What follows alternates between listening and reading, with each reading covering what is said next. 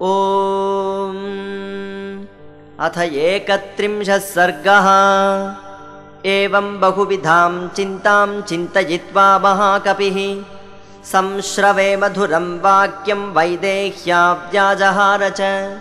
राजा दशरथो रामरथकुञ्जरवाजिमान् पुण्यशीलो महाकीर्तिः ऋजुरासीन् महायशाः।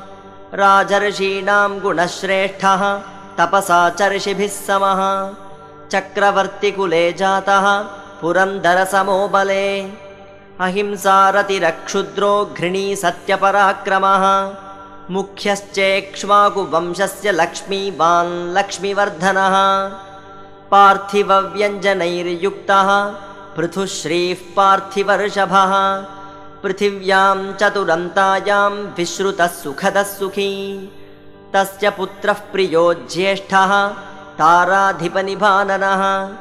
रामो नाम विशेषज्ञः श्रेष्ठः सर्वधनुष्मतां। रक्षिता स्वस्य वृत्तस्य स्वजनस्यापि रक्षिता। रक्षिता जीवलोकस्य धर्मस्य च परं तपः।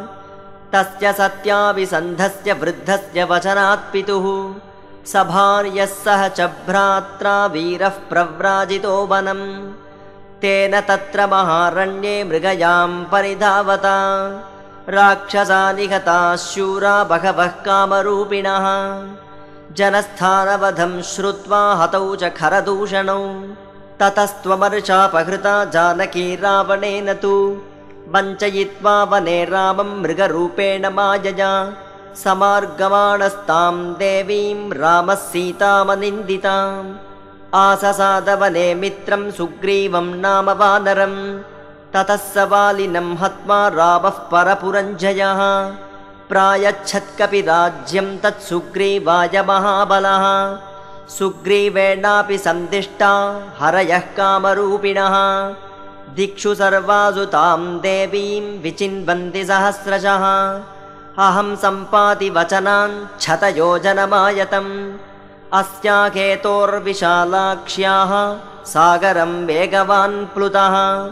यथा रूपां यथा वर्णां यथा लक्ष्मीं च निश्चिताम्। अश्रौषं राघवस्याहं सेयमासादिता मया। विररामैव मुक्त्वासौ वाचं वानरपुङ्गवः।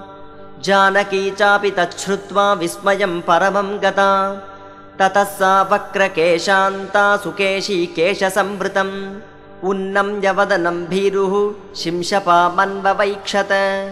निशम्य सीता वचनं कपेश्च दिशश्च सर्वाः प्रदिशश्च वीक्ष्य। स्वयं प्रहर्षं परमं जगाम सर्वात्मना राममनुस्मरन्ती। सा तिर्यगूर्ध्वं च तथाप्यधस्तात् निरीक्षमाणा तमचिन्त्य बुद्धिं। ददर्श पिङ्गाधिपतेरमात्यं वातात्मजं सूर्यमिवोदयस्थम्।